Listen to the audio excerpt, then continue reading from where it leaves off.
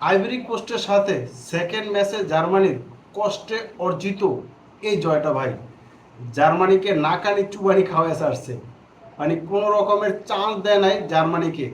মানে প্রথম তো আইভরি কোস্ট ম্যাচের মধ্যে লিড নিয়ে আসছিল এবং দীর্ঘক্ষণ পরে আপনার 38 মিনিটের মতন মানে দলের লিড ছিল।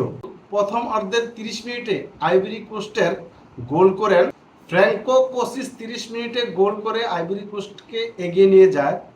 তারপরে থেকে মানে জার্মানরা উঠে পড়ে লেগেছে এই গোল পরিশোধ করার জন্য, কিন্তু ভাই কাজে আসছিল না। অনেক চেষ্টা করছে আপনি, হ্যাঁ ভাই, একটা আইভরি কোস্ট একটা দলই ভাই, এই দলটার সামনে যদি ব্রাজিল, আর্জেন্টিনা, ফ্রান্স কোনো একটা দল পড়ে ভাই, তাদেরকে তো নাকের পানি চোখের পানি এক করে ছাড়বে। জার্মানির মতো একটা দলকে কি একটা নাস্তানা বোধ করছে, মানে বলার মতো না ভাই, সত্যি বলছি বলার মতো না। তারপরে 68 মিনিটের মাথায় মানে জার্মানি গোল পরিশোধ করে। ডেনিস উন্দাপ জার্মানির বদলি খেলোয়াড় জোড়া দুটি গোল করে। প্রথম 68 মিনিটের মাথায় একটা গোল করে দলকে সমতায় ফিরায়।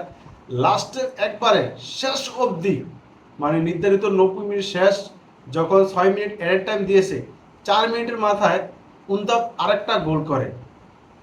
এই দুইটা গোলের ফলে জার্মানির কষ্ট অর্জিতের জয় নিয়ে তারা গ্রুপ চ্যাম্পিয়ন হয় এবং নকআউটের যে 32 দল সেখানে তাদের জায়গা করে নিয়েছে।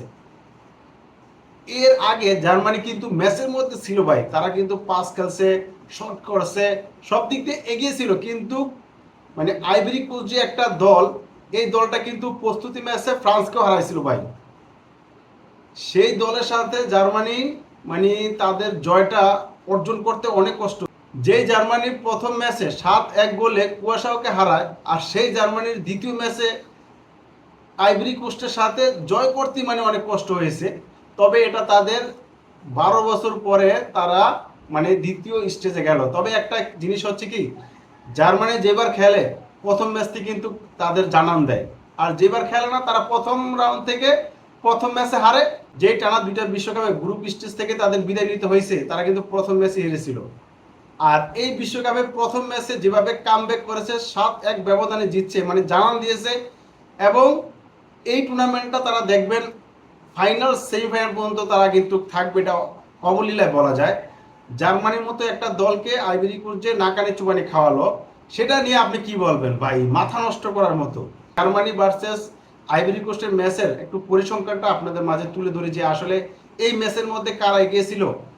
প্রতিপক্ষ আইভরি কোস্ট কিন্তু জার্মানির তুলনায় অনেকটা পিছিয়ে। জার্মানি ফিফা র্যাঙ্কিং এ 9ম স্থানে, আর সেখানে 30তম স্থানে আছে আইভরি কোস্ট।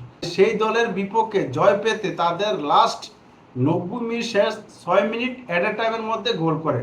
মানে জার্মানি এটাও বুঝাই দিল যে তারা 1 সেকেন্ডের জন্য কিন্তু ম্যাচ থেকে ছিটকে যায় না। এই পরিসংখ্যানটা আপনাদের মাঝে তুলে ধরতেছি যে এই ম্যাচের মধ্যে মানে কোন দল কতটুকু এগিয়ে, বা জার্মানি হচ্ছে একটা 9তম ফিফার দল, আর সেখানে 30তম দল হচ্ছে আইভরি কোস্ট। তাদের পরিসংখ্যানটা একটু দেখায় আপনাদের।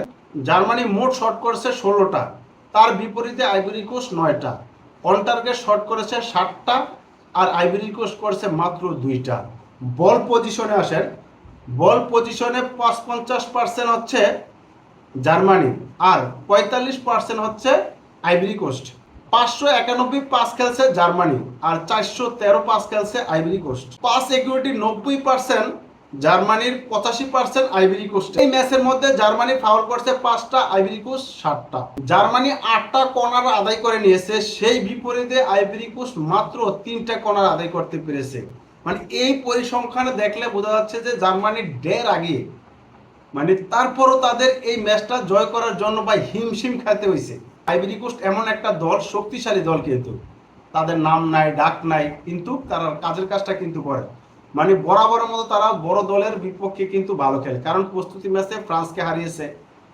এই ম্যাচটা পরে জার্মানির সাথে ড্র করে ফেলছিল, মানে একবারে লাস্ট, মানে বাংলাদেশের দশা হয়ে গেছিল আর কি, যে লাস্ট সময় এসে গোল খেয়ে ম্যাচ থেকে ছিটকে যায়। তা না হলে কিন্তু আইভরি কোস্ট এই ম্যাচটা ড্র করে তারা কিন্তু পয়েন্ট ভাগাভাগি করতে পারে। তা এখনও আইভরি কোস্টের কিন্তু দ্বিতীয় রাউন্ডের যাওয়ার পথ রয়েছে, তবে যাবে মনে হচ্ছে, যেটা হয়তো বা তৃতীয় দল হিসাবেও যেতে পারে আইভরি কোস্ট। যাওয়ার যোগ্য আমি মনে করি। আপনি কি এমনটা মনে করেন? অবশ্যই কমেন্টে জানান।